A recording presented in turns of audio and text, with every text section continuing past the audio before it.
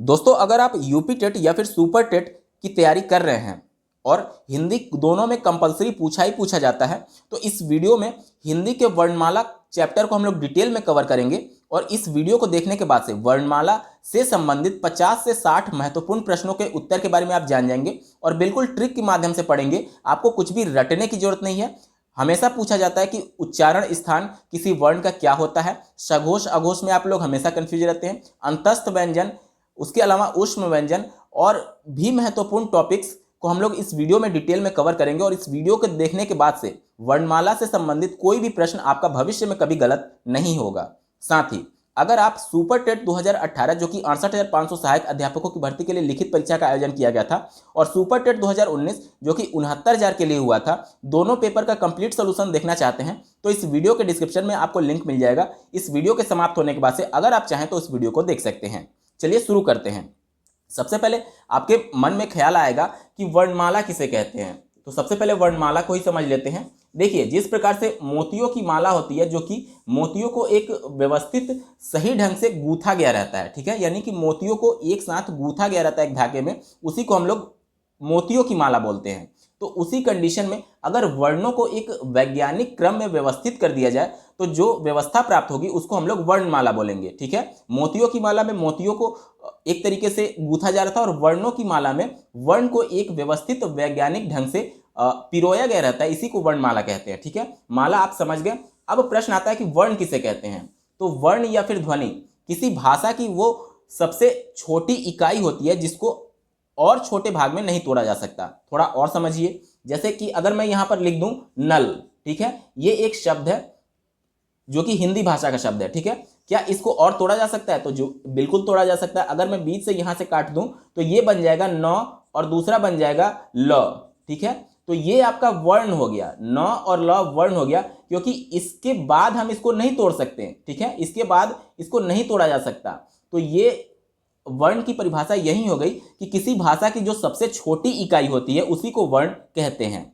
वर्णों के प्रकार की बात करें तो वर्ण दो प्रकार के होते हैं, पहला स्वर, दूसरा व्यंजन। स्वर उन वर्णों को कहते हैं जो कि एक दूसरे से स्वतंत्र होते हैं, जिनके उच्चारण के लिए किसी दूसरे वर्ण की सहायता ना लेनी पड़े। वहीं व्यंजन उन वर्णों को कहते हैं जो कि उच्चारण होने के लिए स्वरों की सहायता लेनी पड़ती है। जैसे कि अगर मैं वर्ण बोलूं, कोई मान लीजिए व्यंजन बोलूं, जैसे मान लीजिए न बोल रहा हूं, ठीक है, न एक व्यंजन है, तो इसका उच्चारण आप कैसे करते हैं? तो न के नीचे हलंत प्लस अ मिलकर के न बना हुआ है। इसी प्रकार से मान लीजिए एक क हम लोग बोलते हैं, तो क कैसे बना हुआ है? तो क के नीचे हलंत प्लस अ मिलकर के पूरा क बना हुआ है। यहाँ पर हलंत का मतलब ये हुआ कि ये जो वर्ण है ये स्वर रहित इसका उच्चारण किया जा रहा है। यहाँ पर जो न के नीचे हलंत है, इसका मतलब ये हुआ कि इसमें स्वर समाहित नहीं है, यानी कि आधा न इसको एक तरीके से कहते हैं, जो कि गलत बोला जाता है। हलंत का मतलब यही होता है कि स्वर इसमें सम्मिलित नहीं है, स्वर रहित इसका उच्चारण किया जा रहा है। और जब हम लोग इसमें अ जोड़ दे रहे हैं, यानी कि स्वर है अ,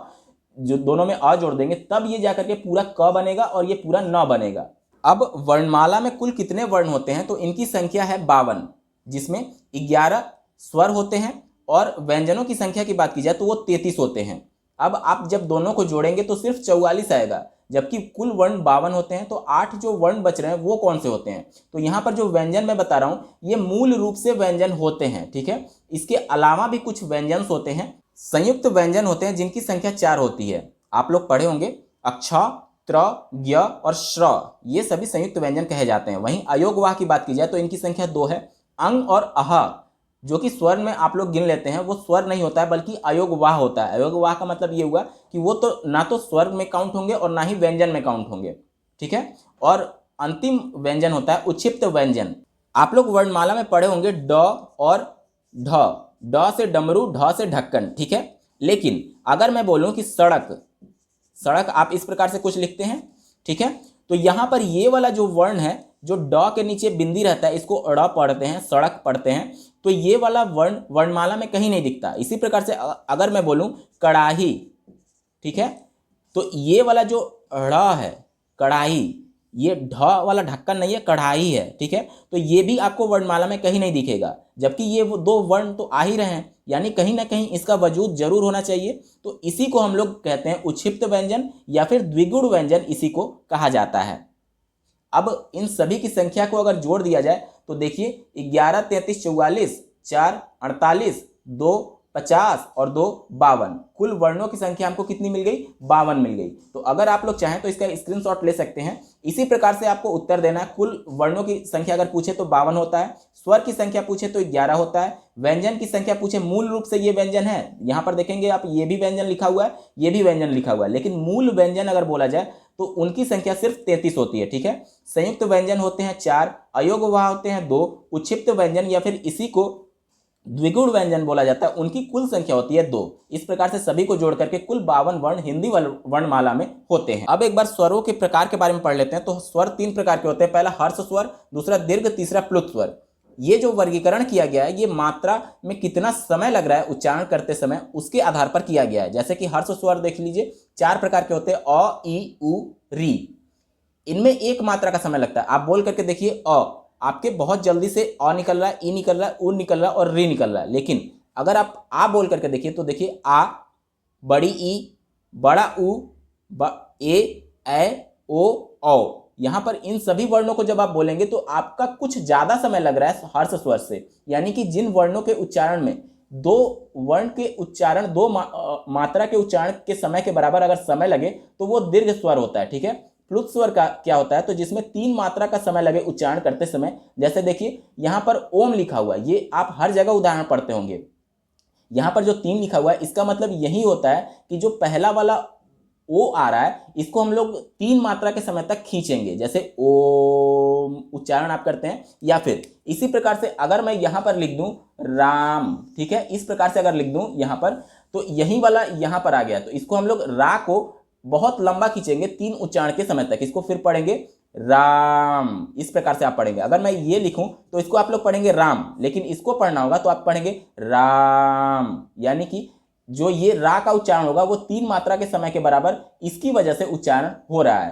तो समझ में आ गया आपको? हर्ष स्वर की संख्या अगर पूछे तो उनकी संख्या 4 होती है, दीर्घ स्वर की संख्या पूछे तो उनकी संख्या कुल 7 होती है। बात करेंगे संयुक्त स्वर की, तो कुल 4 संयुक्त स्वर होते हैं। ए से एड़ी वाला, ए से ऐनक, ओ से ओखली और औ से औरत। ठीक है, ये संयुक्त वर्ण किस प्रकार से बनते हैं? संयुक्त का मतलब होता है कि मिला हुआ है। ठीक है, यानी जब 2 वर्ण मिलकर के तीसरे स्वर को बनाते हैं तो उसको संयुक्त स्वर कहा जाता है। देखिए यहां पर पहला वर्ण हो गया, यहां पर दूसरा, दोनों स्वर ही है, दोनों स्वर मिलकर के एक नया स्वर बनाएगा, उसको हम लोग बोलते हैं संयुक्त स्वर। ठीक है, तो अ प्लस छोटी ई मिलकर के ए बनेगा, अ प्लस छोटा उ मिलकर के ओ बनेगा, अ प्लस ए मिलकर के ए बनेगा और अ प्लस ओ मिलकर के औ बनेगा।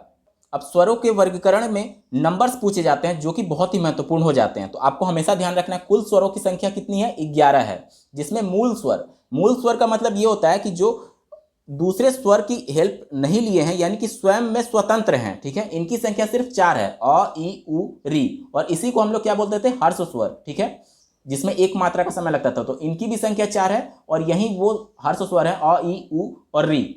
दीर्घ स्वर किसे कहते हैं? इनकी संख्या 7 है, हमने परिभाषा पहले पढ़ रखा है, संख्या आप याद रखिएगा और यहाँ पर कौन कौन से हैं इसको भी आप ध्यान रख सकते हैं।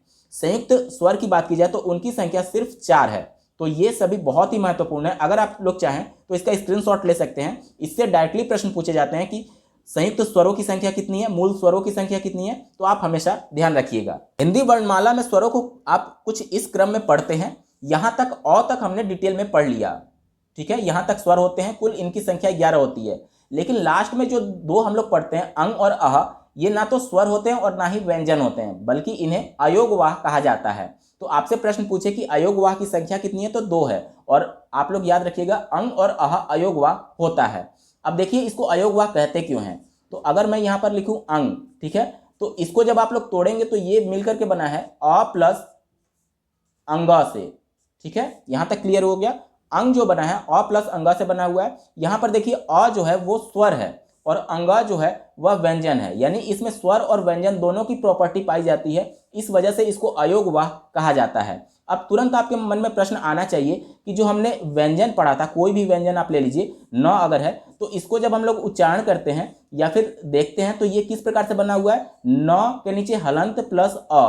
तो आपके मन में तुरंत ये क्लिक होना चाहिए कि यहां पे भी तो ये व्यंजन है और ये स्वर है। तो इसको अयोगवाह क्यों नहीं कहेंगे? क्योंकि यहाँ पर मैं बोल रहा हूँ कि स्वर और व्यंजन मिला हुआ है, इस वजह से इसको अयोगवाह कहा जा रहा है। यहाँ पे भी तो व्यंजन और स्वर मिला हुआ है, तो दोस्तों इसका उत्तर ये होगा, ये व्यंजन तो जरूर है लेकिन ये व्यंजन जो है वह स्वर रहित इसका उच्चारण किया गया है। नीचे हलंत का मतलब ही यही होता है कि यह स्वर रहित उच्चारित हो रहा है, जबकि यहाँ पर जो व्यंजन है यहाँ कोई हलंत नहीं लगा हुआ है। इसका मतलब है कि ये इसमें स्वर भी शामिल है, यानी कि ये पूरा एक तरीके से व्यंजन कह सकते हैं आप इसे, ठीक है। तो यहाँ पर आप देखेंगे कि स्वर रहित व्यंजन होता है, जबकि इसमें स्वर सहित व्यंजन होता है और पूरा स्वर भी होता है। इसकी वजह से इसको अयोगवाह कहा जाता है और इसको अयोगवाह नहीं कहेंगे, ठीक है।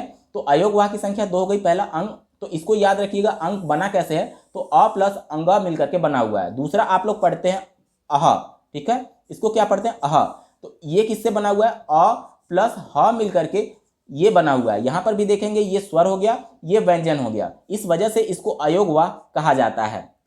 स्वर के बारे में हमने डिटेल में पढ़ लिया, व्यंजन के बारे में डिटेल में समझते हैं। सबसे पहले आप इसका स्क्रीनशॉट लीजिए। अगर आपसे प्रश्न में पूछा जाता है स्पर्श व्यंजन या फिर इसी को बोला जाता है वर्गीय व्यंजन, ध्यान रखिएगा, स्पर्श या फिर वर्गीय व्यंजन, तो इनकी संख्या कुल 25 है।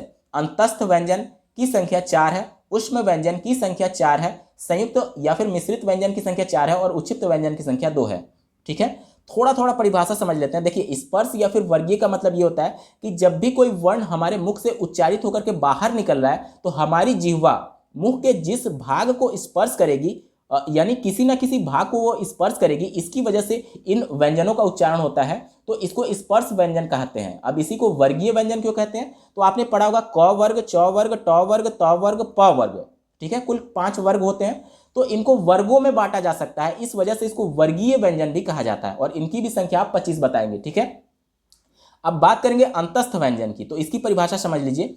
अंतस्थ व्यंजन का मतलब ये होता है कि जो हमारे मुख के विभिन्न अवयव हैं जिनसे हमारी जिह्वा टकरा करके या फिर हवा टकरा करके और जिह्वा टच होकर के वर्ण हमारे मुख से उच्चारित होते हैं, कोई भी ऐसा जिह्वा या फिर वायु उस मुख के अवयव से ना टकराता हुआ स्पष्ट हो और जो वायु हो सीधे अंदर मुख के गले से निकलती हुई प्रतीत हो, तो उनको अंतस्थ व्यंजन कहते हैं, ठीक है।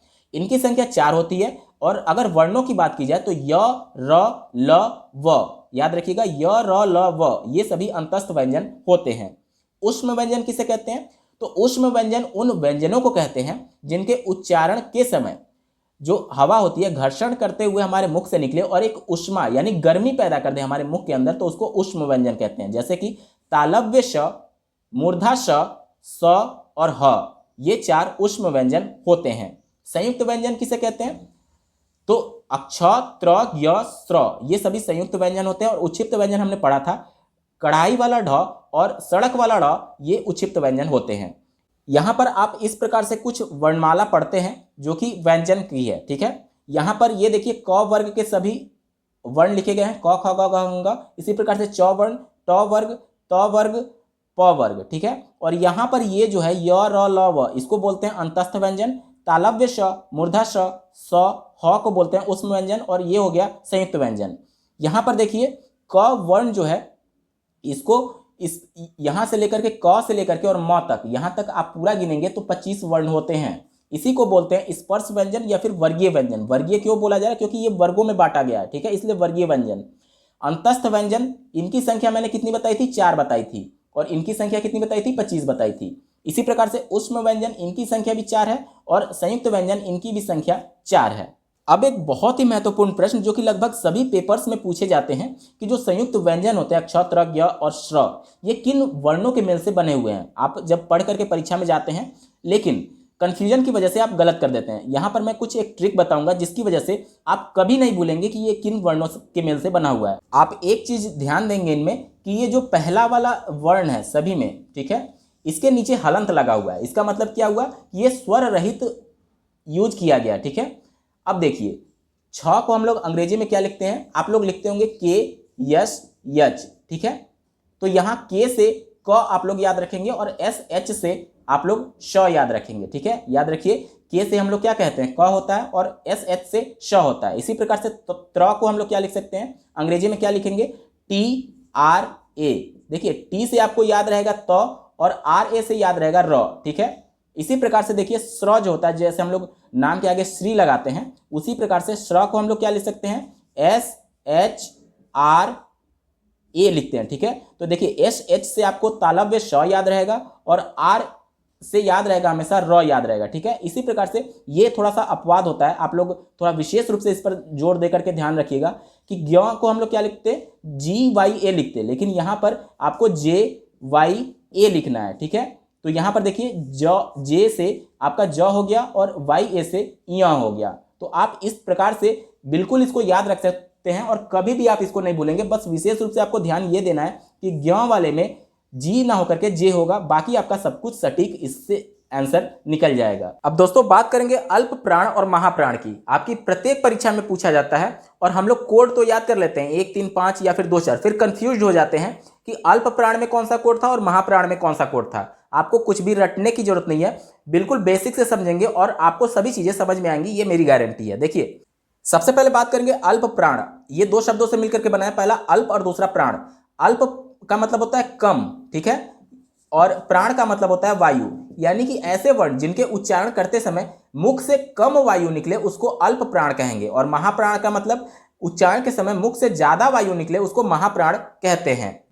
ये तो बात हो गई परिभाषा की। अब आप कैसे याद रखेंगे कोड कि कौन सा किसका होता है, ठीक है। तो अल्प प्राण को हम लोग क्या लिख सकते हैं, ALP, ठीक है। इसमें आप देखेंगे 3 एक तरीके से अल्फाबेट आ रहे हैं, 3 अल्फाबेट आ रहे हैं। तो यहां पर 1 3 5, यहां पर 3 वाला जो आता है किसमें अल्प प्राण आप लोग पढ़ते हैं, उसमें 1 3 5 वाला जो कोड होगा वह अल्प प्राण का होगा। यानी कि ये वाला 1, ये वाला 3 और ये वाला 5, ये वाला जो है ये किसका हो जाएगा, ये अल्प प्राण हो जाएगा। 1 3 5 अल्प प्राण हो जाएगा। महाप्राण को हम लोग क्या लिख सकते हैं, MP लिख सकते हैं। इसमें कितने अल्फाबेट्स हैं, 2 हैं, ठीक है। तो जो 2 बच गए यानी कि दूसरा और चौथा, ये किसका हो जाएगा, महाप्राण का। आप इस प्रकार से बिल्कुल सटीक याद रख सकते हैं और आप कभी भी नहीं भूलेंगे कि देखिए ALP में आपके 3 अल्फाबेट आ रहे थे, इस वजह से जो 3 वाला कोड होता है 1 3 5 वाला वो किसका हो जाएगा, अल्प प्राण का हो जाएगा। और महाप्राण यानी MP में 2 अल्फाबेट आ रहे हैं, तो जो 2 बच जा रहे हैं आपके ग्रुप बच जा रहे हैं यानी कि दूसरा और चौथा, ये किसका हो जाएगा, महाप्राण के उदाहरण हो जाएंगे। लेकिन अभी आप लोग रुकिए, अल्प प्राण और महाप्राण में कुछ और वर्ण होते हैं जिनको आपको जानना बेहद जरूरी है। मेन प्रश्न जो है ये है कि अल्प प्राण में कुल वर्णों की संख्या कितनी होती है। आपसे डायरेक्टली ऐसे ही प्रश्न पूछेगा, आप उत्तर लगाएंगे 20। अब ये कौन कौन से वर्ण होते हैं इसके बारे में भी समझ लेते हैं। हमने कोड क्या पढ़ा, ALP पढ़ा था। ALP यानी कि 1 3 5 वाला जो कोड होगा सभी वर्गों में वो हो जाएंगे। यानी कि कुल 5 वर्ग होते हैं, क वर्ग, च ट त प, और प्रत्येक वर्ग में 3 वर्ण हम लोग ले रहे हैं। यानी कि 5 गुणे 3 कर देंगे तो 15 वर्ण तो हमारे स्पर्श व्यंजन वाले आ जाएंगे, ठीक है, 15 वर्ण, ठीक है। प्लस 5 वर्ण और बच रहे हैं, तो इसमें से 4 वर्ण जो आपके अंतस्थ होते हैं, य र ल और व, इनको बोल करके देखिए, य र ल व, मुख से कम वायु निकल रही है, तो ये भी अंतस्थ व्यंजन के उदाहरण है। 15 + 4 कितना हो गए, 19 हो गए। और एक और उच्छिप्त व्यंजन के तहत हमने क्या पढ़ा था, सड़क वाला ड़। देखिए ये उच्छिप्त व्यंजन या फिर द्विगुण व्यंजन होता है, तो ये भी अल्प प्राण के अंतर्गत आता है। प्रश्न आपसे ये पूछेगा अल्प प्राण में कुल कितने वर्ण होते हैं, तो उनकी संख्या 20 है, जिसमें 15 स्पर्श व्यंजन होते हैं। उनका कोड हम जानते हैं 1 3 5, यानी कि प्रत्येक वर्ण का पहला वर्ण, तीसरा वर्ण और 5वां वर्ण जो होगा वो अल्प प्राण का उदाहरण होगा, ठीक है। इसके अलावा आप लोग याद रखिएगा कि जो अंतस्थ व्यंजन होता है, य र ल व, वो भी अल्प प्राण के अंतर्गत आते हैं। और एक उच्छिप्त व्यंजन सड़क वाला ड़, ये भी अल्प प्राण का उदाहरण है। तो अल्प प्राण की कुल संख्या कितनी हो गई, 20 हो गई। इसी प्रकार से महाप्राण में वर्णों की कुल संख्या की बात की जाए तो उनकी संख्या होती है 15। अब ये 15 कैसे, तो हमने इसका कोड पढ़ा था महाप्राण यानी कि MP, और दूसरा और चौथा वर्ण मिलकर के महाप्राण हो रहे थे प्रत्येक वर्ग का। यानी कि 5 वर्ग होते हैं और उसमें से 2 वर्ण प्रत्येक वर्ग से, यानी कि 10 ये वर्ण हो जाएंगे, ठीक है। उसके बाद से जो ऊष्म व्यंजन होता है, तालव्य श, मूर्धा श, स और ह, प्लस एक उच्छिप्त व्यंजन जो कि कढ़ाई वाला ढ़ होता है। जैसे कि कढ़ाई बोलते हैं, कढ़ाई बोल करके देखिए, ढ पर ज्यादा वायु मुख से निकलेगी, तो ये भी एक महाप्राण का उदाहरण है। तो 10 ये, 4 ऊष्म व्यंजन, 14 और 1 ये 15, कुल महाप्राण व्यंजनों की संख्या अगर पूछी जाए, वर्णों की संख्या पूछी जाए, तो आपका उत्तर होगा 15। दोस्तों अब बात करेंगे अघोष और घोष वर्णों की। घोष वर्ण को ही सघोष भी बोला जाता है, तो अगर कहीं सघोष लिखा रहे तो उसको भी घोष या फिर सघोष दोनों बराबर होते हैं, ठीक है। तो देखिए आप स्पर्श व्यंजन क से लेकर के प फ ब भ म तक आप लोग पढ़ लिए, 25 वर्ण होते हैं और उसी में कोड निर्धारित किया गया रहता है 1 2 3 4 5, और उसी में हम लोग कंफ्यूज होते हैं। अघोष का परिभाषा ये कहता है, घोष का मतलब होता है कंपन उत्पन्न होना, ठीक है, और अ का मतलब होता है नहीं, अ का मतलब हो गया नहीं, और घोष का मतलब होता है कंपन या फिर झंकृत कर देना, ठीक है। तो ऐसे वर्ण जिनको बोलते समय हमारे मुख्य तंत्रियों में कोई भी कंपन उत्पन्न नहीं होता है उसको अघोष कहते हैं। और घोष किसे कहेंगे, या फिर सघोष जिसमें कंपन उत्पन्न होता है, झंकृत हो जाती है हमारी जो स्वर तंत्रियां होती हैं, तो उनको घोष या फिर सघोष कहा जाता है, ठीक है। अब देखिए हमने 1 2 3 4 5 ये स्पर्श व्यंजन में आप लोग पढ़े होंगे क ख ग घ अंग, ठीक है। इसी प्रकार से आप नीचे जाते होंगे और प वर्ग तक आप लोग पढ़ते होंगे और लास्ट में म आता है, ठीक है। यहाँ तक क्लियर है। तो आप लोग देखते होंगे कि हमेशा कोड इसमें बताया जाता है घोष और अघोष में, तो कोड याद रखने का आप तरीका देख लीजिए। अघोष, अघोष में कितने वर्ण आ रहे हैं, अगर एक जनरल आइडिया मैं बता रहा हूँ, पहला अघोष, ये वर्ण नहीं, मतलब किस तरीके से आप याद रखेंगे एक ट्रिक के रूप में, 3 आ रहे हैं, ठीक है, 3 आ रहे हैं। और घोष में देखिए, घोष में कितने आ रहे हैं, 2 आ रहे हैं, घो और श। तो यहां पर आपको ये ट्रिक है कि जो 2 है उसको हमको 3 के बराबर करना है, और जो 3 है उसको 2 के बराबर करना है, यानी कि अघोष में जो कोड हो जाएगा वो हमारा कौन सा हो जाएगा, पहला और दूसरा वाला, ठीक है। और घोष में कौन सा कोड हो जाएगा, 3 4 5 वाला। इतना तो आपको पहले से क्लियर रहता है कि अघोष में, घोष और अघोष में 1 2 और 3 4 5 का कोड बनता है, बस यही कंफ्यूजन रहता है कि किसमें कौन सा बनता है। तो आपको यही याद रखना है कि देखिए 2 वाला जो है, जो घोष है, इसमें क्या हो रहा है, 2 एक तरीके से आ रहे हैं, तो हमको बराबर करना है 3 के बराबर। तो 3 कैसे हम लोग बराबर कर देंगे, तो घोष वाला जो हो जाएगा वो 3 4 5 वाला कोड हो जाएगा, और अघोष वाला जो हो जाएगा वो 1 और 2 वाला कोड हो जाएगा, ठीक है। यानी कि क वर्ग का पहला क से लेकर के प वर्ग तक सभी जो पहला वर्ण होगा वो, और दूसरा वर्ण, ये क्या बोला जाएगा, ये बोला जाएगा आपका अघोष। और इसी प्रकार से तीसरा चौथा और पांचवा वाला जो पूरा होगा नीचे तक कॉलम में, वो आपका क्या बोला जाएगा, वो बोला जाएगा घोष। अब अघोष और सघोष के सभी वर्णों को एक बार समझ लेते हैं।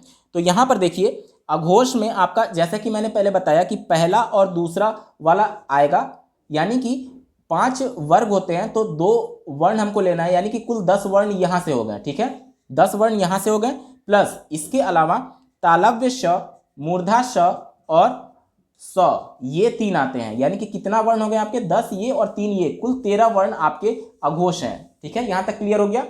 घोष की बात करेंगे, घोष में आपके तीसरा चौथा और पांचवा कोड वाला आता है, ठीक है, यानी कि 5 वर्ग होते हैं, तो 5 गुणे 3 यानी कि 15 वर्ण ये हो गए स्पर्श व्यंजन से। इसके अलावा जो हमारा ऊष्म व्यंजन था, इसमें आप देखेंगे ह नहीं था, तो ह जो है वो घोष वर्ण में आता है।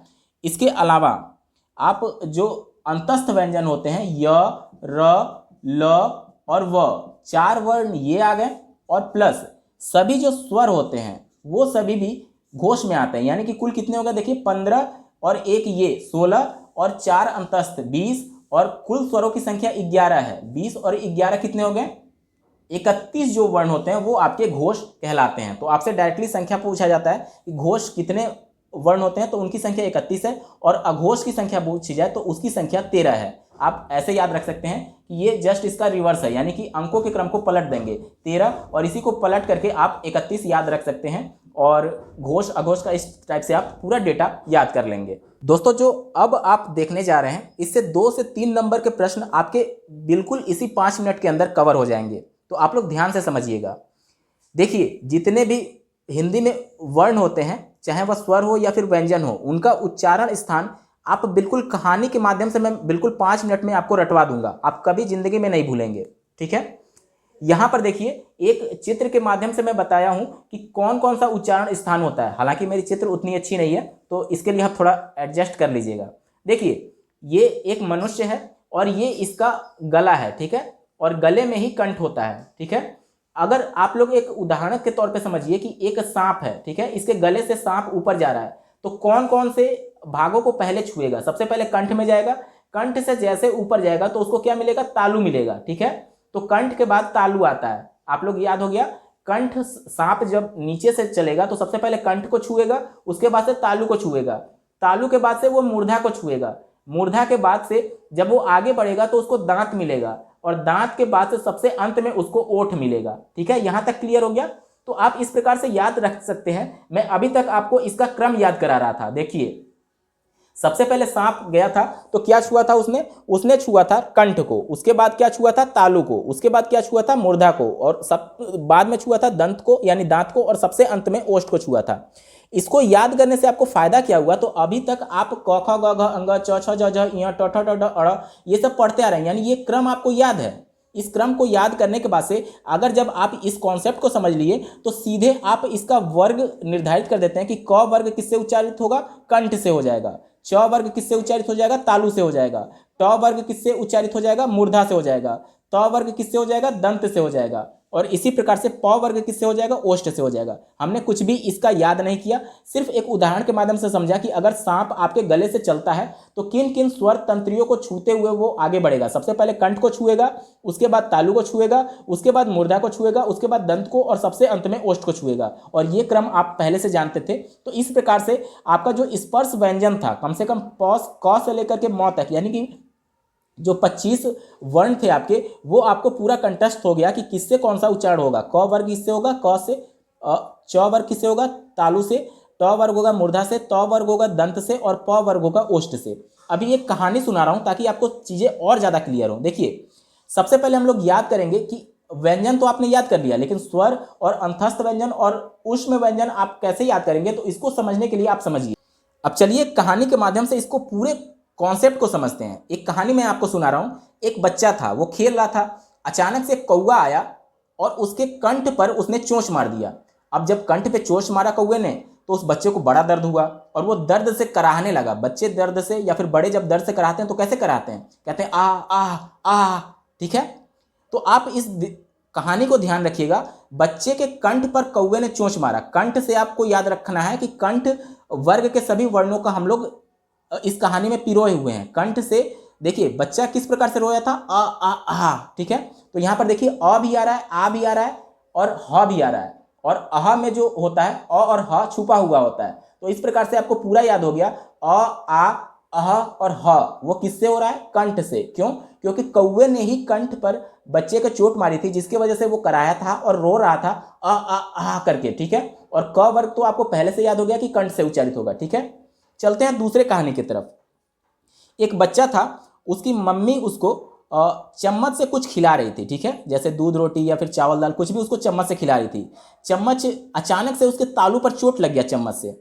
अब चम्मच से जब उसके तालू पर चोट लगा तो वो फिर रोने लगा। अब इस बार कैसे रोएगा? ई करके बच्चे रोते हैं ना, बिल्कुल छोटे बच्चे ई करके।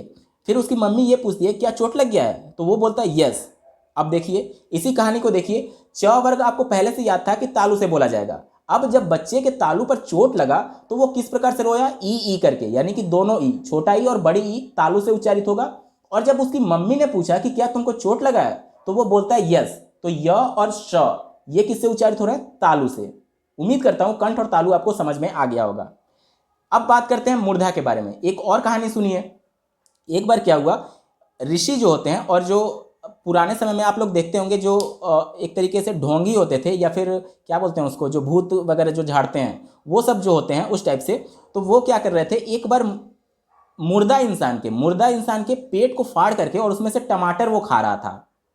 एक बार क्या हुआ कि एक मुर्दे इंसान के पेट में से फाड़ करके एक ऋषि जो था वो टमाटर निकाल करके खा रहा था। अब ये पूरा कहानी हो गया। मुर्दा से आपको क्या याद रखना है? मुर्दा से याद रखना है मूर्धा के बारे में। ठीक है, मुर्दा से आपका मूर्धा हो जाएगा। और मुर्दा के पेट में से कौन निकाल रहा था? ऋषि निकाल रहा था। तो ऋषि का री और इसी का जो मूर्धा वाला श होता है, ये आपको याद रखना है। वो किससे उच्चारित होगा? मूर्धा से। ठीक है, और क्या खा रहा था निकाल करके? टमाटर निकाल करके। तो उसमें टमाटर र भी आ गया। तो ये आपका किससे उच्चारित हो रहा है? मूर्धा से। और ट वर्ग मैंने पहले ही आपको याद करा दिया है कि मूर्धा से उच्चारित होगा। ठीक है, यहां तक क्लियर हो गया। बढ़ते हैं अगले कहानी की तरफ, दंत के बारे में। देखिए क्या हुआ कि एक लड़का था, वो दांत से तराजू उठा रहा था। ठीक है, एक लड़का था, दांत से तराजू उठा रहा था और अचानक से वेट ज्यादा होने की वजह से उसका दांत पूरा टूट करके झड़ गया, नीचे गिर गया दांत। ठीक है, अब जो लोग गांव से बिलोंग करते होंगे, मैं भी खुद एक गांव से बिलोंग करता हूं, तो वहां पर जो हम लोग ग्लू आज यूज करते हैं टर्म इंग्लिश में, ग्लू यानी कि गोंद, उसको गांव के भाषा में लासा बोलते थे। जैसे आटे का जो लासा बनाते थे उसको लासा बोलते थे, मतलब कि लस्सा बोलते थे। कई जगह लस्सा बोलते हैं, कई जगह लासा बोलते हैं। उससे हम लोग चिपकाने का कार्य करते थे। तो जब उसका बच्चे का दांत टूट गया तो उसको चिपकाएगा कैसे? वो लासे से ही चिपकाएगा, लासा से। ठीक है, तो आपको ये याद रखना है कि तराजू वो किससे उठा रहा था? दंत से, यानी कि तौ वर्ग किससे उच्चारित होगा? दंत से। ठीक है, और अचानक से तराजू पर वेट ज्यादा होने की वजह से उसका दांत टूट गया, और टूटने के बाद से उसने लासे से, यानी कि गोंद से, लासे से उसने दांत को चिपकाया। अब ल और स ये किससे उच्चारित हो जाएंगे? दंत से। उम्मीद करता हूं आपको चीजें समझ में आ रही होंगी। बात करेंगे अब ओष्ठ के बारे में। ठीक है, ओष्ठ यानी कि होठ, लिप्स जिसे बोलते हैं। देखिए, एक बार मैं पतंग उड़ा रहा था और मेरे पास वो मांझा और वो तांत वगैरह जो होते हैं वो नहीं थे, तो मैं ऊन से उड़ा रहा था। याद रखिएगा, मैं एक बार पतंग को ऊन से उड़ा रहा था और हवा बहुत कम चल रही थी। उस समय क्या किया मैंने कि पतंग को मैं फूंक मार करके उड़ाने की कोशिश कर रहा था, जैसे फूंक मारते हैं ना। ठीक है, तो फूंक जब आप मारेंगे तो आपका ओठ जो है वो पूरा गोला हो जाता है। ठीक है, तो इस प्रकार से आप याद रखेंगे पतंग वाली कहानी से कि ओष्ठ से आप फूंक मार रहे थे, होठ से फूंक मार रहे थे, और जो पतंग उड़ा रहे थे उससे आपको उच्चारित ये करना है कि प वर्ग किससे उच्चारित हो रहा है? ओष्ठ से। और आप पतंग किससे उड़ा रहे थे? ऊन से उड़ा रहे थे, तो छोटा ऊ और बड़ा ऊ ये किससे उच्चारित हो जाएगा? ओष्ठ से। यहां तक मैं उम्मीद करता हूं कि किसी को भी कोई डाउट नहीं रहा होगा। ठीक है, अब बहुत ज्यादा कंफ्यूजन इन तीनों में होता है, कंठ तालु, कंठोष्ठ और दंतोष्ठ। कंठ तालु देखिए, ए वर्ण जो लिखा गया है, ए, हमने पहले ही इस वीडियो में पढ़ लिया है कि ए कैसे बना होता है? अ प्लस छोटी ई मिलकर के ए बना होता है। ठीक है, अ देखिए कहां से उच्चारित हो रहा था? अ उच्चारित हो रहा था कंठ से, और ई देखिए कहां से उच्चारित हो रहा है? तालु से। यानी कि दोनों ये टर्म यूज हो रहा है, तो यही तो काम किया है इसने, दोनों टर्म ही तो यूज किया है, कंठ प्लस तालु। ए वाला जो था वो अ प्लस ई मिलके बना हुआ था। अ हमारा उच्चारित हो रहा था कंठ से, ई उच्चारित हो रहा था तालु से। तो इन दोनों को जब हमने जोड़ दिया तो इन दोनों को भी मैंने जोड़ दिया, कंठ और तालु। तो ये तो याद हो गया आपका कि ए आपका किससे उच्चारित हो रहा है? कंठ और तालु से। इसी प्रकार से देखिए, ए जो बना हुआ है ये किससे बना हुआ है? अ प्लस ए मिल करके, और ए हमने पढ़ा किससे बना था? अ प्लस ई मिल करके, यानी कि इसके जगह पे हम लोग क्या लिख सकते हैं? अ प्लस ई। ठीक है, अब देखिए अ या फिर ये वाला अ, दोनों कहां से हो रहा है उच्चारित? कंठ से, और ई जो हो रहा है वो तालु से हो रहा है। इस प्रकार से ए और ए दोनों कहां से हो रहे हैं? कंठ और तालु से हो रहा है। उम्मीद करता हूं आपको समझ में आया होगा। अब बढ़ते हैं कंठोष्ठ की तरफ। देखिए, अ कैसे बना था? अ आपका बना था अ प्लस छोटा उ मिल करके। ठीक है, अ कहां से उच्चारित हो रहा था? कंठ से, और छोटा ऊ कहां से उच्चारित हो रहा है? वो ओष्ठ से हो रहा है। तो इस प्रकार से आप देखेंगे कंठ और ओष्ठ दोनों मिल रहे हैं, इस वजह से इसको कंठोष्ठ बोला जाता है। और दंत्योष्ठ यानी दंत प्लस ओठ मिला करके आपका व का उच्चारण होता है। आपको सिर्फ ये वाला वर्ण याद रखना है। ठीक है, आप व बोल करके देखिए, व आपके दांत में भी जीवा टच होगी और ओठ भी आपका गोल हो जा रहा है, व। ठीक है, इस वजह से ये दंत्योष्ठ होता है। दोस्तों, मैंने पूरी कोशिश की है कि आपको एक ही वीडियो में सभी महत्वपूर्ण प्रश्नों को कवर कर दूं, और इस वीडियो से आप कम से कम 3 से 4 नंबर का प्रश्न जरूर हल कर लेंगे अपनी परीक्षा में। आपको यह वीडियो कैसा लगा कमेंट्स जरूर करिएगा, साथ ही वीडियो को लाइक जरूर करिएगा, क्योंकि आपके एक लाइक से मुझे मोटिवेशन मिलती है ऐसे ही आप लोगों के लिए वीडियो लाने के क्रम में। इस वीडियो को देखने के लिए आपका बहुत बहुत धन्यवाद। भगवान करे आपका दिन शुभ हो।